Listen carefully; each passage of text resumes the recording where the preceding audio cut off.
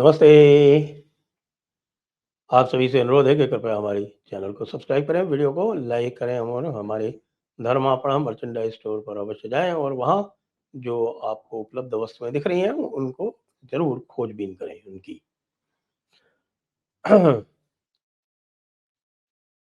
S-500 की बात बड़े ज़ोर-शोर से चल रही है और S-500 को लेकर पूरे विश्व में एक खलबली मची हुई है।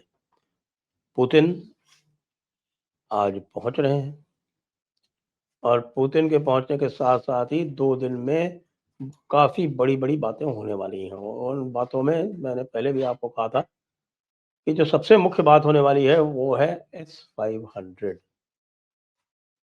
Su-57 की भी बात होगी, लेकिन ऐसा क्या है S-500 को जिसको लेकर ना केवल पाकिस्तान अपितु पूरा विश्व चिंतित है। पूरा विश्व चिंतित है कि भई यदि भारत S-500 का उपयोग कर लेगा, तो फिर हम इसको किस प्रकार से ब्लैकमेल कर पाएँगे। कम से कम एक जो डायमेंशन है ब्लैकमेल की, वो तो पूरी तरह से समाप्त हो जाएगी और वो डायमेंशन है ब्लैकमेल की जिसको बोलते हैं न्यूक्लियर ब्लैकमेल। क्योंकि S-500 में जो क्षमताएँ हैं, वो बहुत ही विराट क्षमताएँ हैं और उसमें सबसे बड़ी क्षमता ये है कि जितनी भी ये आपके स्पेस से आने वाली जो हाइपरसोनिक बैलिस्टिक मिसाइल्स हैं, उनको पूरी तरह से हवा में मार गिराने की कैपेबिलिटी इस S-500 के पास में है।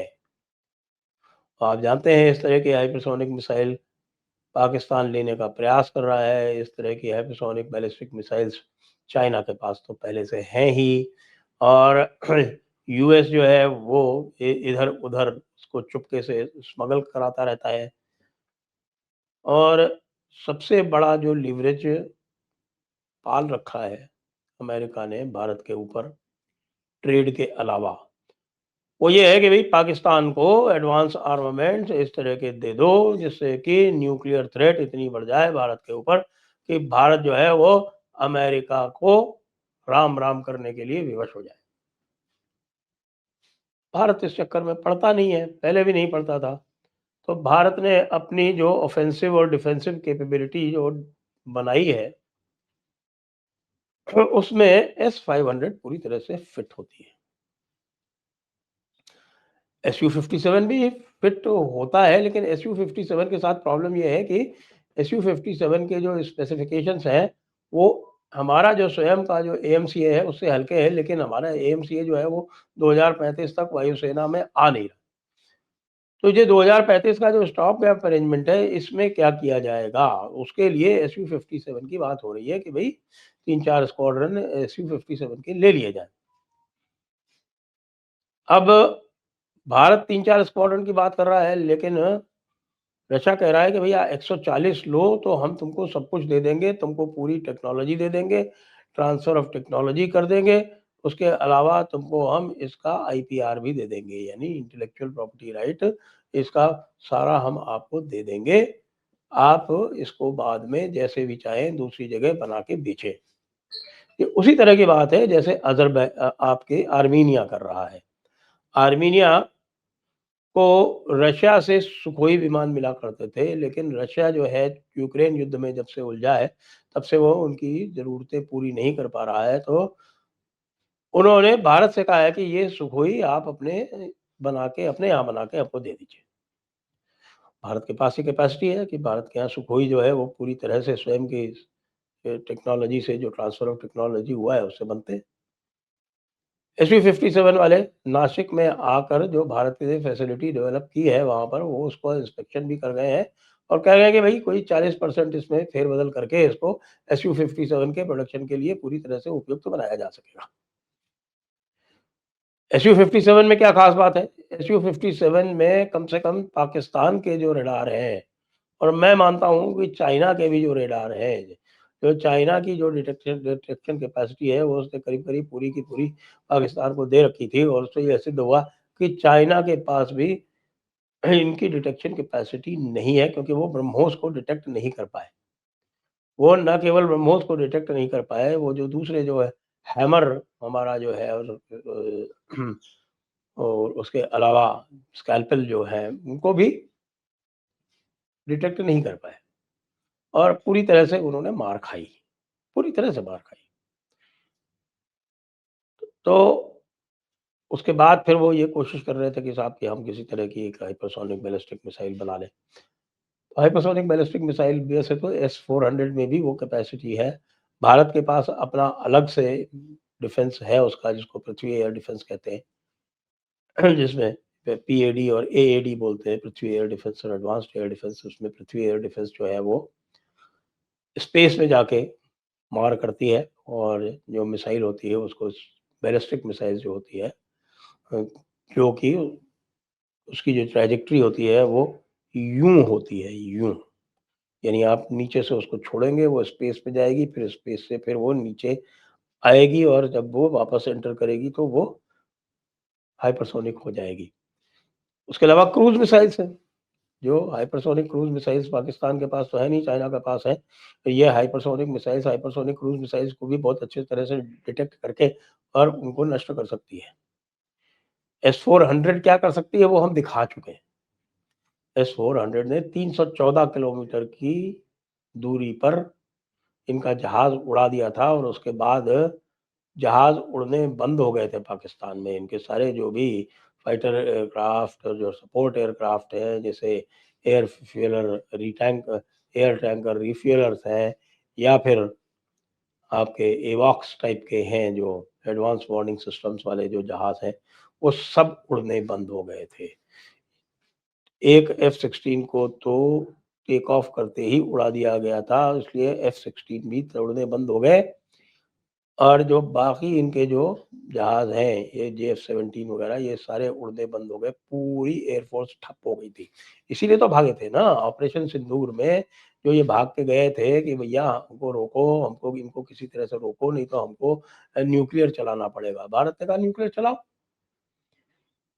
तुमने जो शाहीन मिसाइल्स चलाई, बैलिस्टिक मिसाइल्स, उनको तो हमने रोक ही लिया, उनको इंटरसेप्ट कर दिया। उनको इंटरसेप्ट कर दिया हमने एस-400 से ही। और हमने ऑफेंसिव कैपेसिटी भी अब डेवलप कर ली है। हमारा जो ध्वनि मिसाइल सिस्टम है, वो ध्वनि जो है वो ग्लाइडर है, हाइपरसोनिक ग्लाइड व्हीकल बोलते हैं उसको। ये अलग तरह का अस्त्र है और ये भारत ने अपने आप डेवलप किया है, इसमें रशिया का कोई लेना-देना नहीं है इसमें। और रशिया स्वयं आज की डेट में भारत से ब्रह्मोस चाहता है, क्योंकि यद्यपि ब्रह्मोस जो है वो भारत और रशिया का जेवी है, जॉइंट वेंचर है, लेकिन उसमें 51% भारत के पास है और सारा कंट्रोल भी भारत के पास है। तो भारत ने उसको इतनी अच्छी तरह से बनाया है कि रशिया कह रहा है कि भाई जो ओरिजिनल है हमारा उससे ये बेटर है, तो ये हमको आप दीजिए। ये भी पुतिन के विजिट के समय में डिस्कस होने वाला है कि ब्रह्मोस कितनी मात्रा में रशिया खरीदना चाहता है, तो उसके हिसाब से फिर हम उसकी कैपेसिटी और बढ़ाएँगे। अभी हमारे पास 1500 से 2000 के बीच में ब्रह्मोस की स्टोरेज है। इतनी हमारे पास ब्रह्मोस है कि पाकिस्तान को हम 4 बार पूरी तरह से नष्ट कर सकते हैं। जो उसकी प्रिसिजन कैपेसिटी है उसके बारे में कुछ कहने की आवश्यकता नहीं। फिर एस-500 से क्या हो जाएगा जब एस-400 ही इतना कर ले रहा है, ब्रह्मोस इतना कर ले रहा है। अब ब्रह्मोस का जो अगला वर्ज़न आ गया है 800 किलोमीटर वाला, उसमें तो फिर पूरा पाकिस्तान कवर्ड है एंड टू एंड। तो एस-500 में ऐसी क्या बात है कि सारे एक्सपर्ट कह रहे हैं कि भाई और कुछ हो या ना हो, लेकिन एस-500 आप अवश्य लो। तो एस-500 में जैसा मैंने आपको अभी बताया, ये जो सारी कैपेसिटी है जो एस-400 की है, प्लस इसकी जो रेंज है वो 600 किलोमीटर है। तो 400 किलोमीटर रेंज बताई जाती है एस-400 से, उसको नहीं झेल पाया पाकिस्तान। और ये जो एस-500 है, इसकी रेंज पूरी 600 किलोमीटर है। 600 किलोमीटर का मतलब आप समझिए कि यदि देखें कि जो बैटरी की पोज़ीशन थी हमारी, वो बैटरी की पोज़ीशन जालंधर के आस-पास थी, तो वहाँ से 600 किलोमीटर की जद में इस्लामाबाद नहीं आता, 400 किलोमीटर की जद में इस्लामाबाद नहीं आता, वो लगभग झेलम जो है, झेलम शहर जो है उसके आस-पास तक कि 400 किलोमीटर का इसका रेंज पहुँचता था, लेकिन 600 किलोमीटर में तो भाई आपका इस्लामाबाद, रावलपिंडी के जितने भी टारगेट्स हैं सब आ जाएँगे। सब आ जाएँगे। ब्रह्मोस तो अपना काम जो करना है वो करेगी, लेकिन ये जान लें कि कोई भी मिसाइल इस एरिया में अपने लॉन्च व्हीकल से निकल के ज़्यादा दूर तक चल नहीं पाएगी। इसलिए पुतिन साहब का वेलकम है, पुतिन साहब और भी काम करेंगे, हमारा जो ट्रेड डेफ़िसिट चल रहा है उनके साथ उसको भी एड्रेस करेंगे। इम्पोर्ट्स जो हैं उनके लिए भी बात होगी और ऐसे ऐसी उम्मीद की जा रही है, ऐसी आशा की जा रही है कि काफ़ी कुछ हम और एक्सपोर्ट रशिया में कर सकेंगे। और स्वागत कर रहे हैं पुतिन जी का भारत में और आशा कर रहे हैं कि S-500 और Su-57 तो हम उनसे अवश्य नेगोशिएट करके ले ही लें। जय हिंद, जय भारत, वंदे मातरम।